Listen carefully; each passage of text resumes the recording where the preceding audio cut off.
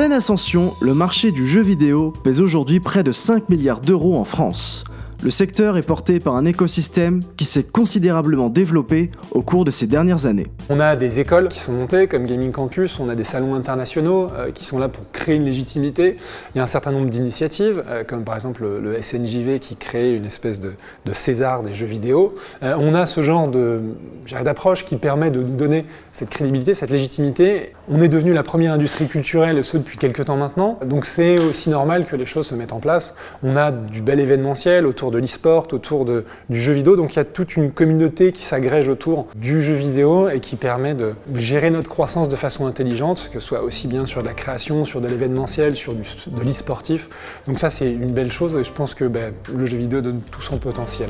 Parmi les nouveaux venus dans cette industrie, Gaming Campus se donne pour mission de former ses étudiants à l'ensemble des métiers du jeu vidéo. Basé à Lyon, l'établissement abrite une école de management et une école e-sport. 2 nouvelles écoles verront le jour l'an prochain pour former les futurs développeurs informatiques et graphistes du secteur.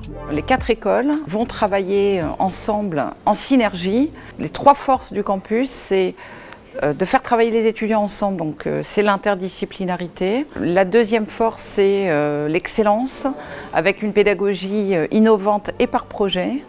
Et le troisième pilier, c'est le focus sur l'employabilité. Donc on est très sélectif dans la sélection de nos étudiants. Au sein de la Gaming Academy, le campus lyonnais s'attelle à transformer des joueurs aguerris en champions de demain sur des jeux comme Fortnite ou League of Legends. C'est sur ce dernier que Jérémy a choisi de se perfectionner. Au niveau de la théorie, on voit un peu l'aspect stratégique. À tel moment, on peut faire telle action, ce qui permet de débloquer ça. Donc c'est ce qu'on voit en général en théorie. En pratique, on voit un peu les réflexes, les sorts du champion, comment on peut les faire, mieux les faire même. Autour des joueurs professionnels et amateurs de jeux vidéo, c'est tout un écosystème d'acteurs qui s'est construit au gré des avancées du secteur. Ces derniers temps, le marché assiste à un changement de paradigme sur le plan commercial. Aujourd'hui, on se rend compte déjà qu'il y a une grosse offre en termes de jeux. Donc la difficulté, on se rend compte que c'est plus vraiment de faire un bon jeu, mais que ça va être de le vendre. Zerator l'a bien dit il y a quelques temps dans Popcorn. Et on se rend compte que le modèle bascule parce qu'il y a encore quelques grosses licences qui vendent leurs jeux sur des 70-80 €. Mais de plus en plus, on tend vers des jeux gratuits, donc vers du freemium, ce qu'on va dire.